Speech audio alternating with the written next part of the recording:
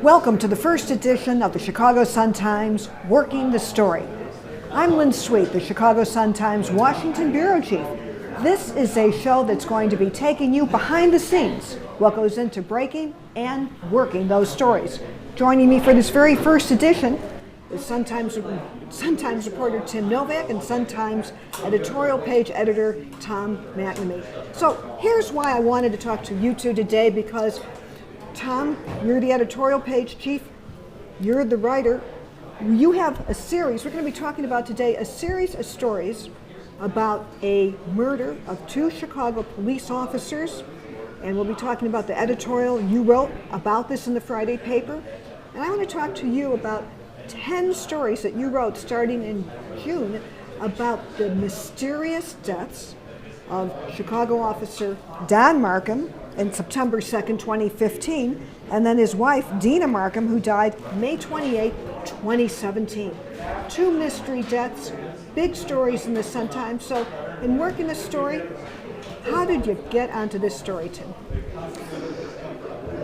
Early in 2017, I received some information from a good source regarding a Lieutenant Walsh that we'd written about in a different case involving Mayor Daley's nephew. That lieutenant was involved in another case involving the death of a police officer that was ruled a suicide but may have actually been a homicide. So it took several months to move the story forward. The story actually moved forward when we went to talk to Donald Markham's widow about the investigation that the FBI was now conducting to find out if the police had actually handled this correctly. And then she died a few days after we were at her house. Which is very dramatic. To have that. And that's why I want everyone to know how special a story this is. This is a scoop. This is an exclusive Sun-Times information. But here's what I want to bring out when we talk about working this story. And we talked about this. You started me just kind of when you did this reporting, but this is an outgrowth of a lot of time you have spent, years maybe, you tell me, of how you have been working stories related to these kinds of topics. You get sources. So this is kind of an outgrowth, how one thing led to another that put you on the path to this story and then let you work it? In my mind, all of my stories are kind of an outgrowth of the hired truck investigation that I did back in 2004, 2005.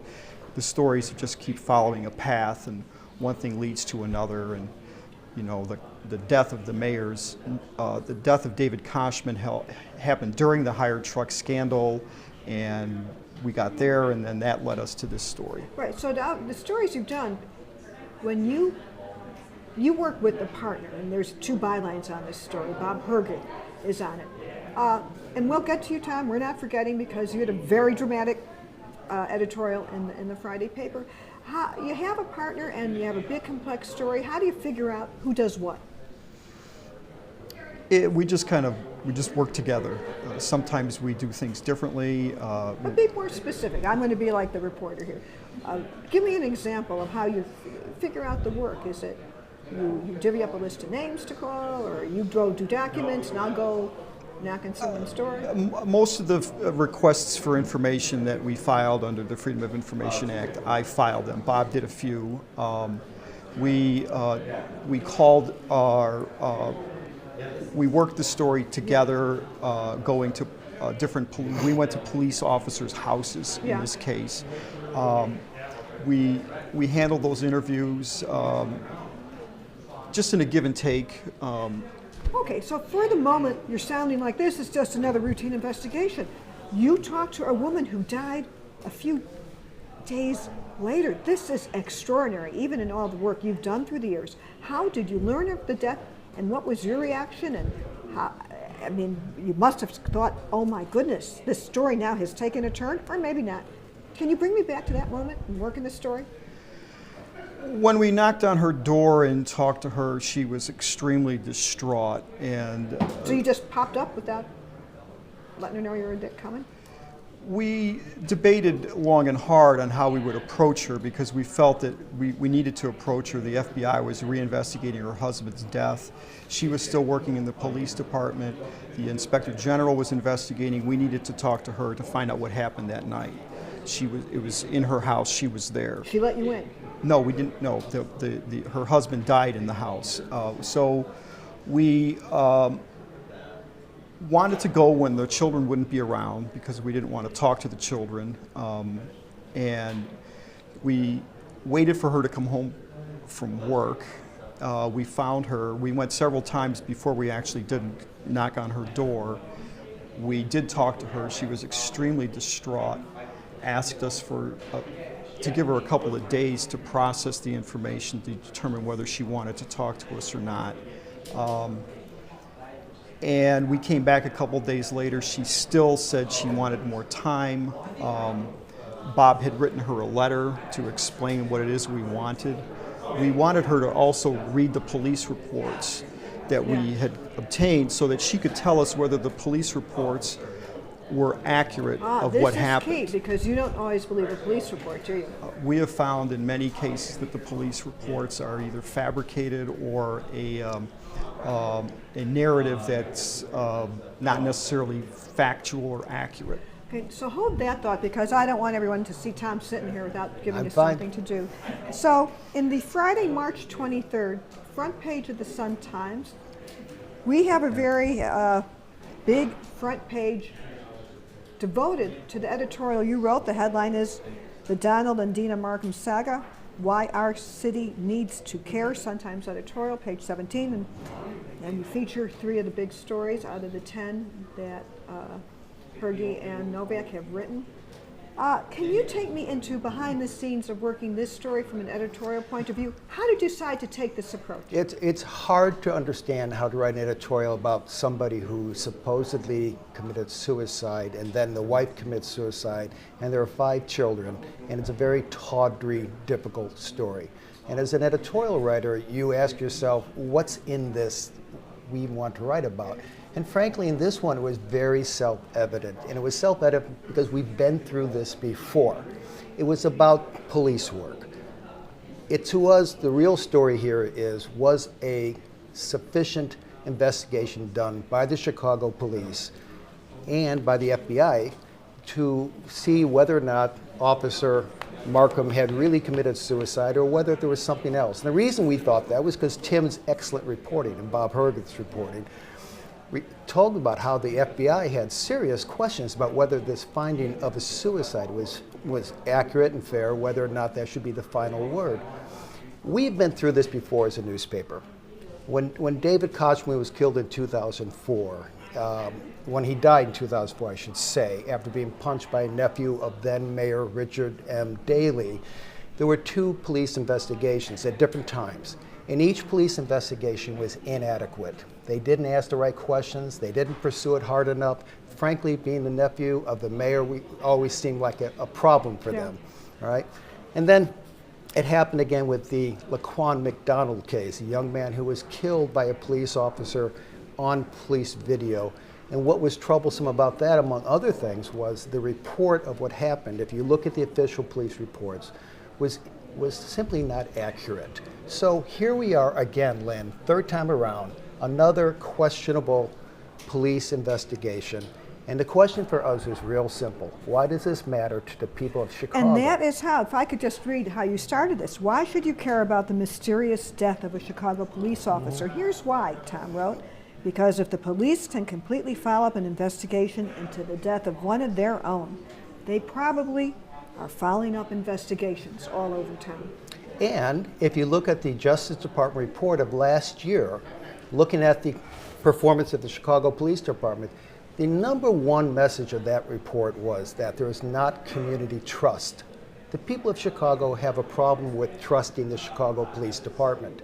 So when this sort of thing happens, another case where it looks like the Chicago police are not doing a sufficient job, especially when they're investigating one of their own, it erodes the ability of people in Chicago to trust the Chicago Police Department to do any investigation well. It's no surprise, it's what, 17.5 only of all the murders last year were cleared, police were able to solve. Yeah. Only, that's a very low percentage of murders that have been cleared. It suggests perhaps that they're not doing the job as well as they should. So I want to go back to you, the reporter. There is a tawdry aspect about this story, whether, I mean, I'm just saying what's in the paper, whether or not there were affairs, who might have known who. I mean, this was, did you ever get tempted to go more into personal detail? And I know, Tom, we've just been talking about the most important thing about our system, our police department here, and its issues. But do you ever get tempted just to kind of say, who are these people that got caught up into these, into something that led to their deaths? There's a lot of innuendo and a lot of rumor and a lot of stories involving both Markhams and the relationships that they had with each other and perhaps with other people. That may or may not be a factor in all of this. There are many that we have heard, unable to confirm. Those are all part of the investigation. We received a stack of FBI documents this week, in which case a Chicago police detective who was close friends with both Markhams acknowledged having an affair with Mrs. Markham after Donald Markham's death, denying that he had the affair prior to the death, which Donald Markham suspected.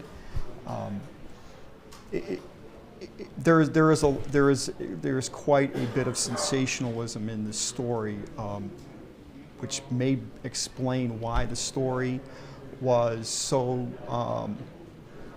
why the police department wasn't perhaps adequately investigating the story, the death. We're not sure.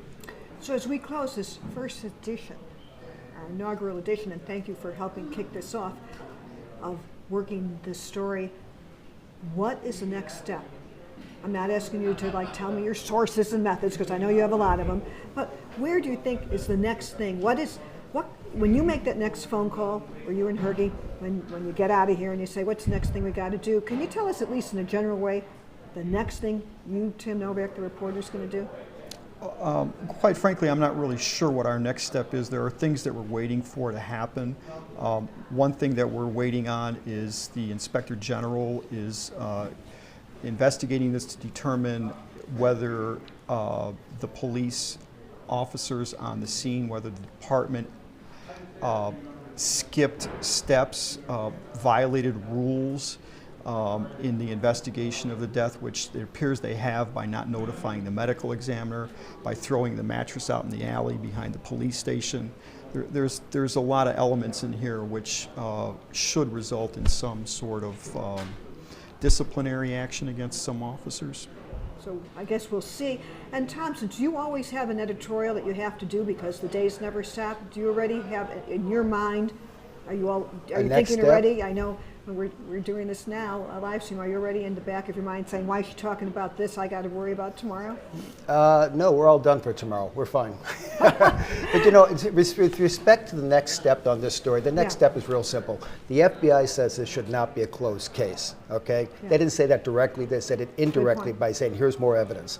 The Cook County State's Attorney's Office has said this should not be ruled a suicide. This should be continued to be investigated. So the next step is real simple. City Hall, the mayor, the police chief, they have to open this investigation. They have to put aside this ruling of suicide and do a much more thorough, transparent investigation. And there we have it. This is our first edition of the Chicago Sun-Times Working the Story. Thank you for joining us. Thank you, Sun-Times editorial page chief Tom McNamee, Sun-Times reporter Tim Novak, too many T's for me. Tom McNamee, Tim Novak. Thanks for joining us on Working This Story. I'm Lynn Sweet in the Chicago Sun-Times newsroom. We're in the West Loop. See you soon.